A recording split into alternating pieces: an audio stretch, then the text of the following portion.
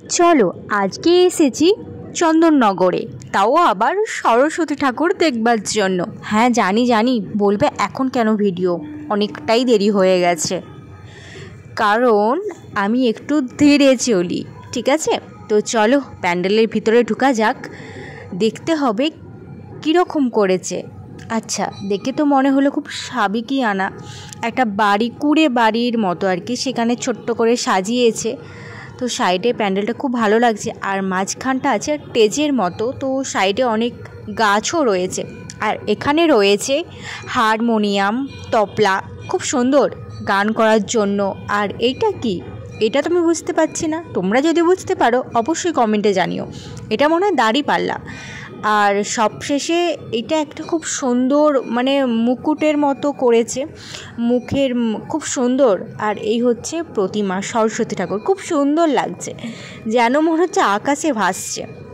তো তারপর তার সাইডে ছিল অনেক ধরনের গাছ।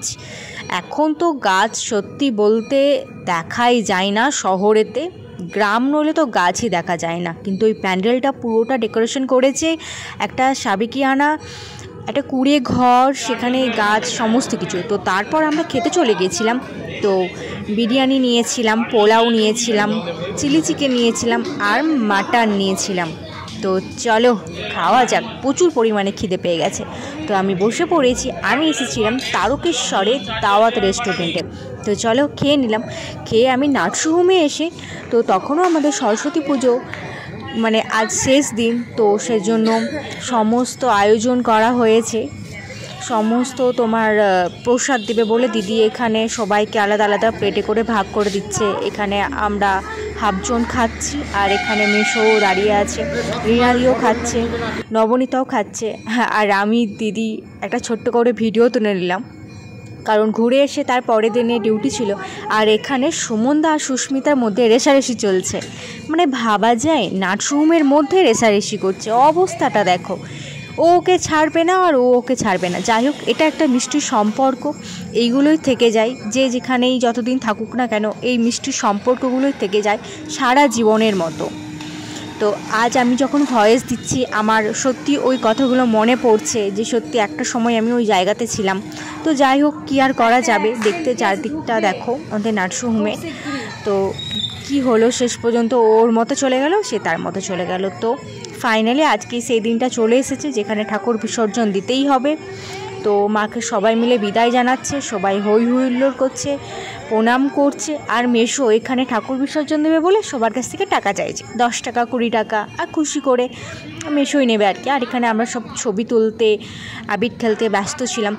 সত্যি বলতে ওই দিনটা আমার মনটা খুবই খারাপ ছিল, কারণ আমি জানি যে আমি এই জায়গা থেকে ছেড়ে চলে যাব অন্য কোথাও। তাই আমি চুপচাপ শুধু ভিডিওটাই করেছিলাম, যে সারা জীবনের মতো স্মৃতিটুকুই রয়ে যাবে। তো ওই দিন ঠাকুর বিসর্জন করার জন্য তো সবাই মিলে প্রণাম করে নিল, তারপর আবির মাখছিল, সবাই মনের কথা জানালো, আমারও মনের কথা জানালাম, কারণ এটাই আমার ছিল শেষ সরস্বতী পুজো। কারণ আমি 2টো সরস্বতী পুজো কাটিয়েছি ওই নার্সিংহোমেতে। প্রতিটা মানুষজন, প্রতিটা জন সকলে খুবই ভালো, আমি এখনও মিস করি তাদেরকে। তো কী আর করা যাবে, সময়ের সাথে সাথে এখানে ওখানে তো যেতেই হয় কাজের সূত্রে। তো চলো তোমরা দেখতে থাকো যে কি হয়। তো এখন সবাই মিলে আলোচনা করছে যে কীভাবে কি নিয়ে যাবে। তো আমিও প্রণাম করে নিলাম ঠাকুরের কাছে, আমিও ছুঁয়ে একটু প্রণাম করে নিলাম। তো তোমরা দেখতেই পাচ্ছ যে কালো সোয়েটার পরে ওঠা আমিই ছিলাম আর কি। তো যাই হোক, সবাই মিলে প্রণাম করে নিল। তো আমিও একটা ছোট্ট করে একটা ছবি নিয়ে নিলাম, তো শিউলিকে ডেকে নিলাম। আমার খুব মানে ভালো একজন ফ্রেন্ড বলতে গেলে হয়, বা যাই হোক খুবই ভালো শিউলি। তো তারপর আর কি দিদি আমাদেরকে সবাইকে প্রসাদ দিয়ে দিয়েছিল, লুচি আর সুজি। তো সবাই মিলে হাই করে দিয়েছিল শেষবারের মতো। তো এখানে সবাই মিলে প্রসাদ খেয়ে নিয়েছিল। তো তারপর ঠাকুরটাকে নিয়ে যাবে, সবাই মিলে সেটাই আলোচনা করছে কিভাবে কি নিয়ে যাবে। তো চলো এখানে ভিডিওটা রাখ।